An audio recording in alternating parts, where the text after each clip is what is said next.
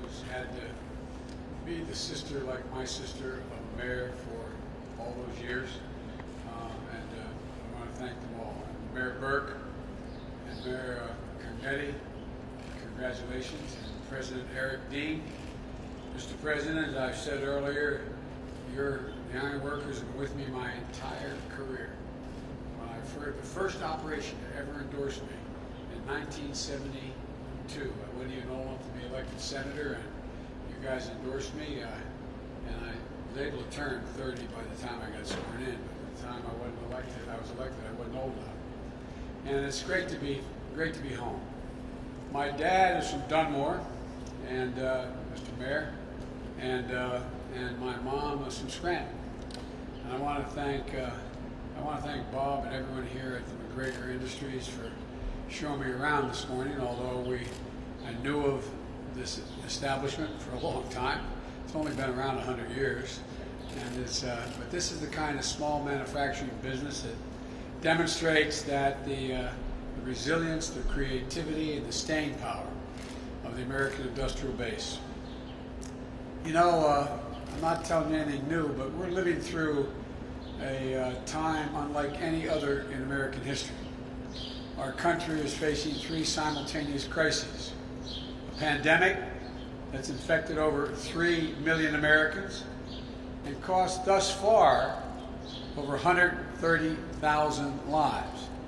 Bobby, 3 times a week I'm on the phone with the national folks, the docs who were headed up CDC and other places before. The expectation is that they may get as high as 200,000 before it's over. And it shows no sign of slowing down. We have an economic crisis that's left almost 18 million Americans out of work, with some of the greatest pain inflicted on small businesses and communities of color. A national reckoning on the issue of racial injustice that's long plagued the United States of America, long plagued our country, has come on top of a widening economic inequity and a mounting climate crisis. Each of these crises is an enormous challenge that is testing our strength, our patience, our resilience, and our commitment to our core values, and a commitment to one another. But each of these also presents tremendous opportunity for the nation, an opportunity to prepare now for the future threats we know are just around the corner, an opportunity to address fundamental inequities of our nation, the growing gap between the very wealthy and everyone else. It's an opportunity to finally and fully live up to the words and the values enshrined in our founding documents of this nation. That we're all created equal, but we're entitled to be treated equally the rest of our lives. Not just created equal, but be treated equally. We all know the stakes couldn't be higher. That's why it's no time for the divisive politics we're hearing more about today. Donald Trump may believe that pitting Americans against Americans will benefit him. I don't. We have a health crisis, an economic crisis, a racial justice crisis, a climate crisis. We need to come together to solve these crises, to solve them as Americans. This is our moment to imagine and to build a new American economy for our families and for our communities. An economy where every American has a chance to get a fair return for the work they put in, an equal chance to get ahead.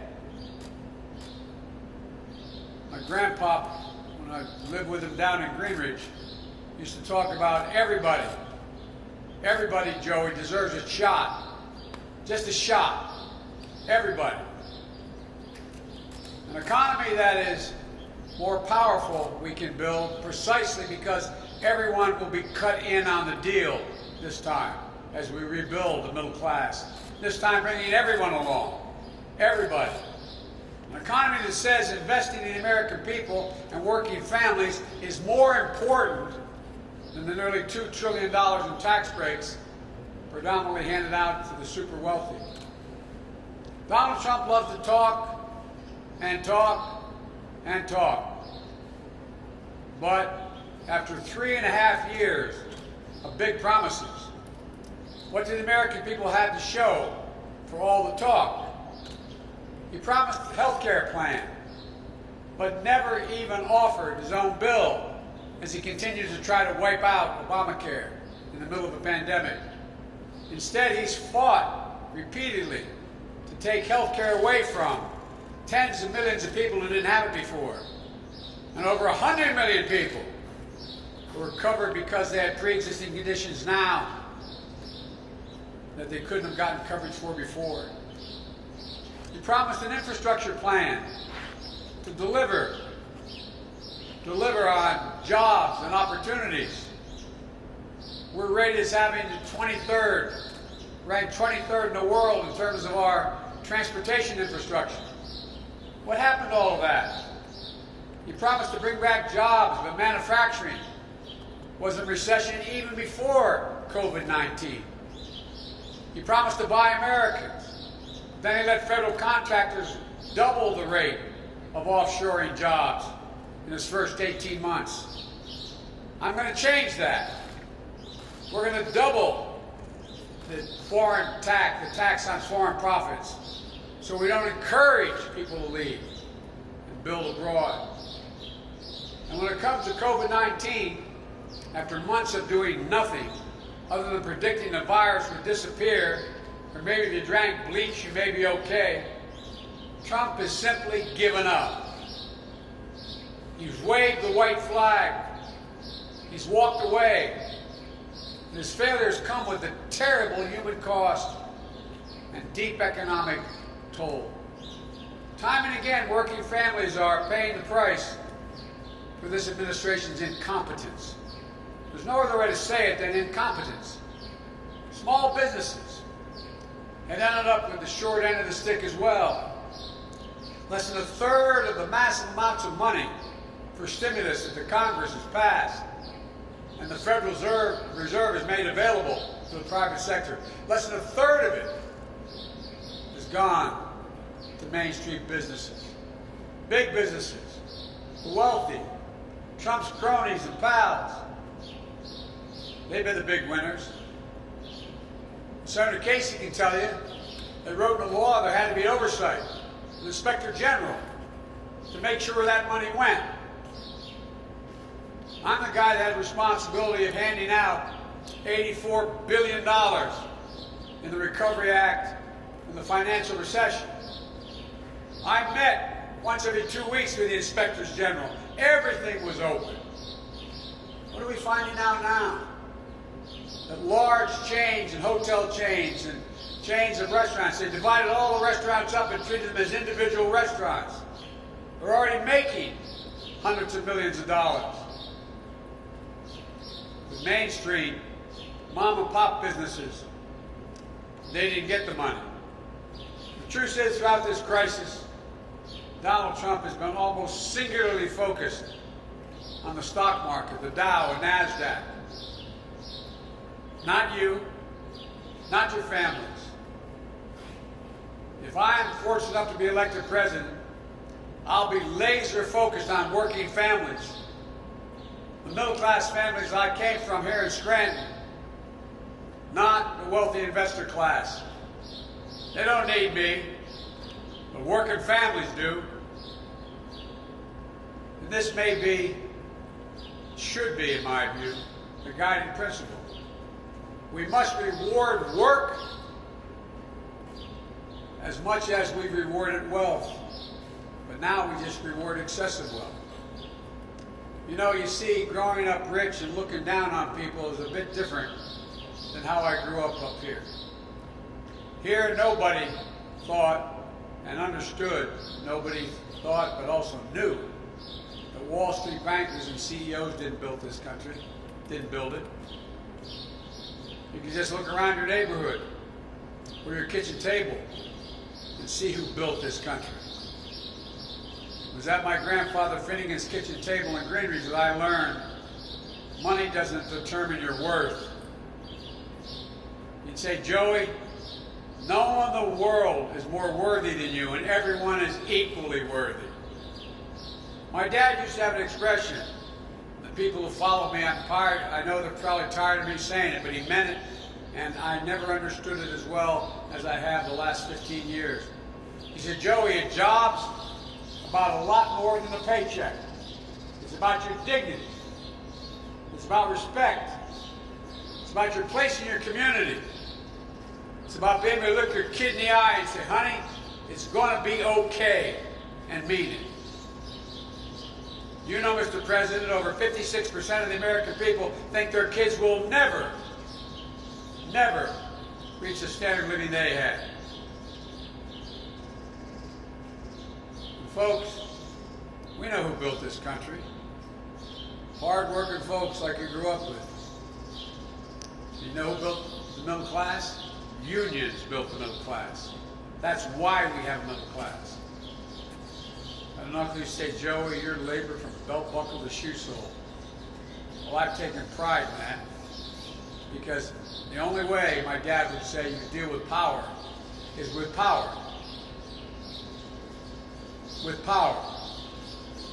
Corporate America, and I come from the corporate state of the world, Delaware. The only way to deal with abuse of power is with power. And labor, unions, are the only ones that have that capacity to do it. If that's raining outside, come on in, guys. I don't want anybody out there. Are you guys in the rain? Or is that not rain? I thought that was rain. It is? You guys can come on in. Don't stay out there. But look, determination, resilience, and grit. The strength to get up no matter how many times you get knocked down. Respect for hard work and for the people who do it. These are the values I grew up with, and all of you have grown up with. These are the values that I'm going to take with me to the Oval Office. I'll give more help to mainstream business and entrepreneurs and ask more of corporate America. You know, half of the jobs in America are small business jobs. And even back as early as May, some estimates found that more than 100,000 small businesses have been permanently shut down. More have closed, and it's been devastating. So enough is enough. It's time to reverse the priorities in this country. It's time to help small businesses, middle-class folks manage their way through a pandemic. And let's help millions of would-be entrepreneurs get out from under their debts so they can start businesses. And it's time corporate America paid their fair share of taxes. We thought in our administration we should lower the tax from the high 30s to 28%, but lower it to 21. I'm going to raise it back up to 28. Provide hundreds of billions of dollars to invest in the growth of this country. And the days of Amazon paying nothing in federal income tax will be over. Let's make sure their workers have the power and the voice. It's way past time to put an end to the era of shareholder capitalism. The idea, the only responsibility a corporation has is with shareholders. That's simply not true. It's an absolute farce. They have responsibility to their workers, their community, to their country. That isn't new or radical notion. These are basic values and principles that help build this nation in the first instance. Now the challenge is to take these fundamental values and apply them to the new economy we have to build in the years ahead. And folks, it's not sufficient to build back. We have to build back better. That's what my plan is, to build back better. It's bold, it's practical, and it's focused on building an economy for the future, not for the past. And it responds to 5 truths laid out in this moment of crisis.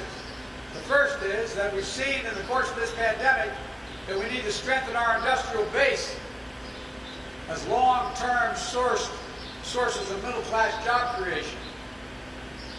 Let's use this opportunity to take bold investments in American industry and innovation so the future is made in America, all in America. I do not accept the defeatist view that forecasts that automation and globalization mean we can't keep well-paid jobs here in America and create more of them. I do not buy for 1 second that the vitality of American manufacturing is a thing of the past. American manufacturing was the functioning arsenal of democracy in World War II. Has to be part of the engine of new prosperity in America now. So today, I'm releasing a blueprint I think the press has, how to create millions of good-paying union jobs, building products and technologies that we need now and will need in the future. And it starts with a pretty basic idea. When we spend taxpayers' money, when the federal government spends taxpayers' money, we should use it to buy American products and support American jobs. My plan would tighten the rules to make this a reality. And it goes further. During my first term alone, we'll invest $400 billion in purchasing products and materials our country needs to modernize our infrastructure, replenish our critical stockpiles, and enhance national security. That's how much the federal government will spend on buying products, the federal government. These funds will provide reliable, predictable demand for products made by American workers and supply chains like this one right here for the American industries. We'll purchase clean energy technologies, fight climate change, building materials including steel products like those produced here, stockpiles of critical goods and equipment, and advanced technologies to modernize our government and enhance our national security. To ensure the future is made in America, we need to win not just the jobs of the day, but we have to invest in what the jobs and industries of tomorrow are going to be. The Chinese are spending multiple billions of dollars trying to own the technology of the future, while we sit with our thumb in our ear. It means fighting unfair trade practices, curbing the threat of intellectual property by countries like China. America can't sit in the sidelines in a race to the future. That's why I'm proposing a dramatic research and development investment of $300 billion in my first 4 years alone to sharpen America's competitive edge in the new industries where global leadership is up for grabs, like battery technology, artificial intelligence, biotechnology, clean energy. That's the future. And this money will be used purposefully to ensure all of America is in on the deal, including communities that historically have been left out. Black, brown, and Native American entrepreneurs, cities and towns everywhere in the region and the country. All told, this will be a mobilization of R&D and procurement investment in ways not seen since the Great Depression and World War II. In addition to bringing back the jobs that have been lost this year, my plan will help create at least 5 million new, good-paying jobs, as experts have looked at it, in manufacturing and innovation, and create them right here in the United States of America. The second thing, we've seen the importance of a more resilient economy for the long term. Our president wasn't prepared for this pandemic. He ignored the detailed briefings and warning that our administration left behind. The threat of a pandemic we told him was coming. We gave all this to his administration in transition. But he shut it all down.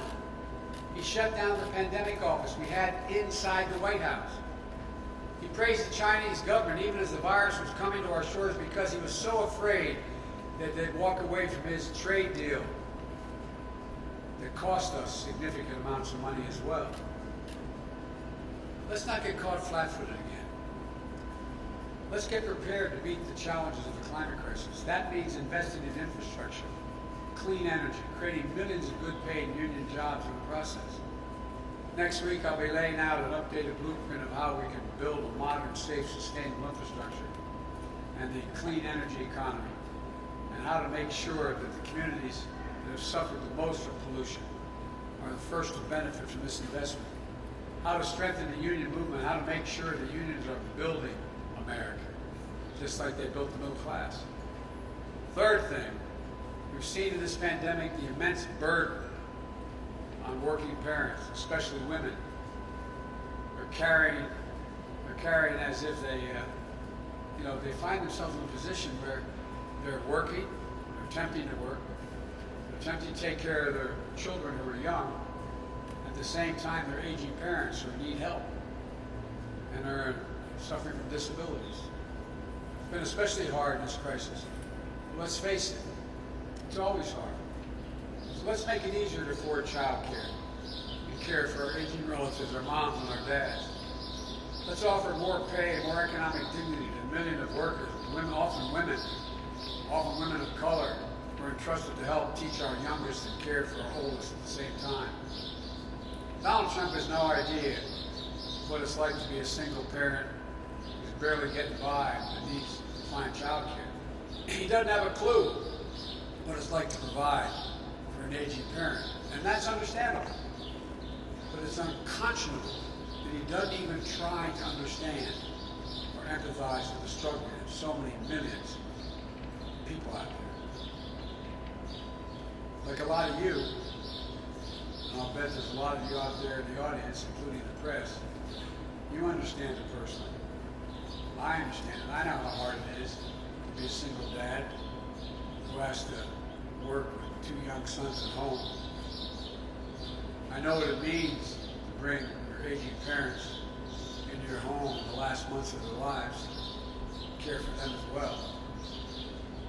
I've done both, and I had great help. I have a really close family. And I was a U.S. Senator making $42,000 a year at the time. I've done both. It's hard. It's so much harder for millions of Americans who are trying to make ends meet. In the weeks ahead, I'll be laying out a plan to mobilize American talent and hearts to build a 21st century caregiving and education workforce. The fourth thing we've seen is millions of American workers and small businesses, business owners, put their lives on the line to keep their their country going.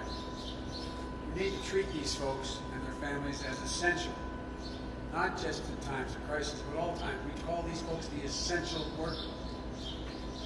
I think the blinders have been taken off the bulk of the American people. Those who could afford to stay at home and stay in place, they look out there and they realize there's that grocery store clerk stacking the shelves. There's that nurse's aide trying to find protective gear to take care of someone that's on a ventilator. It's that truck driver. It's that mail delivery person. The essential workers. You see these ads when we clap for them as they come down the street. First responders. It's time we not only clap for them, it's time we pay them. The idea that every one of them is not worth at least a minimum of $15 an hour. Or spend time with frontline workers and then tell them they shouldn't have the right to organize, become part of a union. Organize for better pay, for paid leave, for benefits, for working conditions where we insist that they have safe and sanitary conditions to work in. Maybe it is possible for him to ignore it, but I can't and I won't. It's not enough just to praise these workers. We need to pay them. Let's finish the job of Obamacare by ensuring everyone has access to quality affordable health care. Let's lower the cost of prescription drugs and stop the surprise billing and provide public options to cover the millions of Americans who are without health care by adding it to Obamacare. Let's make sure everyone has access to a good education, regardless of the zip code. Let's triple the amount of money we spend on Title I schools. Those are Title I schools. You have 18 of them. 18 of Title I schools in Scranton and Dunmore. And it means that they're very low tax bases, so they're having trouble keeping teachers. I triple the amount of money we spend on those from $15 billion a year to $45 billion, raising the salaries for the teachers in those schools up to $60,000 a year, making sure every single solitary child, aged 3, 4, and 5, is able to go to school, not daycare, Mr. Mayor. All the data shows and studies show, whether it's at the U or it's at the University of Pennsylvania, anywhere around, that increases by over 58% the chance that that child will go all the way through and graduate without having any trouble. Imagine what a big difference it will make. I think because of this pandemic, everyone has a renewed appreciation of just how hard our teachers work, how important their job is. So let's give them the resources and the support they need, both to get through this crisis and empower the next generation of American groundbreakers. So let's pay them. These aren't somebody else's children, they're all our children. They're the children, those children are the kite strings that hold our national ambitions aloft. And our teachers are critical. Finally, we've seen with horrifying clarity the cost of systemic racism, the need for a comprehensive agenda for racial equality in our country. It isn't just about police reform. It's about dealing with the deep wound of systemic racism in this nation. So we need a dedicated agenda to close the wealth gap, expand affordable housing, invest in brown and black and AAPI, Native American entrepreneurs, make real the promise of educational opportunity. For too long, the battle for racial equality has divided America. It should be used now to unite us. Donald Trump cynically claims that he's defending Americans' heritage by embracing the Confederate flag and public monuments of generals who rebelled against and were treasonous against the United States of America. People who tried to permanently rip this nation apart. Do you think Donald Trump has any idea that 360,000 Pennsylvanians fought on the side of the Union to defeat the flag, that Confederate flag, including more black soldiers coming from the state of Pennsylvania than any other state in the nation? Do you think he has any clue that 33,000 Pennsylvanians died in the Civil War fighting against everything that flag stood for? I see a different America than Trump. One that, despite all our flaws and shortcomings and failings, is still, after more than 2 centuries, dedicated to equality, liberty, and human dignity. The challenges we face today are among the biggest in our history. We have to come together in this country to solve them. There's no other way. I got criticized during the primaries by saying I was running for 3 reasons: restore the soul of America, number 2, to rebuild the backbone of the country, the middle class, and 3, unite America. And I was told you can't unite it. You can't unite America. We're done. I've long said America is at its best when we act as one nation, one America. That's the tragedy of Donald Trump being president today. He's exactly the wrong person to lead at this moment. He'll not bring this country together. He's determined to drive us apart, to keep his base in place. He'll not be president for all the American people, his base. He believes he was elected president only by his base.